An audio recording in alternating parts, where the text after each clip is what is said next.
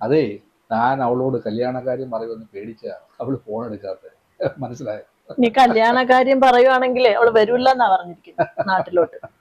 എടോ, ഈ ആമക്കളുടെ വിവാഹം കഴിഞ്ഞാൽ അവരെ നമുക്ക് നഷ്ടപ്പെടുമെന്നും പെമ്മക്കളാണെങ്കിൽ നമ്മുടെ ജീവിതാവസാനം വരെ കാണുമെന്നും ഞാൻ എവിടെയോ വായിച്ചതായിട്ട് ഓർക്കും. സത്യത്തിൽ അതൊരു സത്യമാണെന്ന് ഇപ്പം എനിക്ക് തോന്നുന്നു.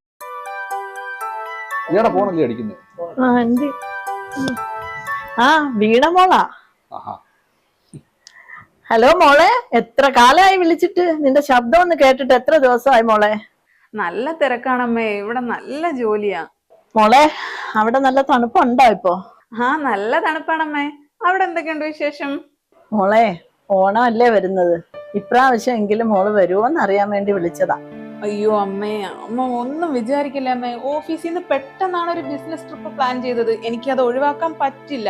അമ്മ എന്തായാലും ഒരു കാര്യം ചെയ്യും, ഈ ക്രിസ്മസിന് ഉറപ്പായിട്ട് ഞാൻ വരും അമ്മ, പ്രോമിസ്, ഉറപ്പായിട്ടും വരും.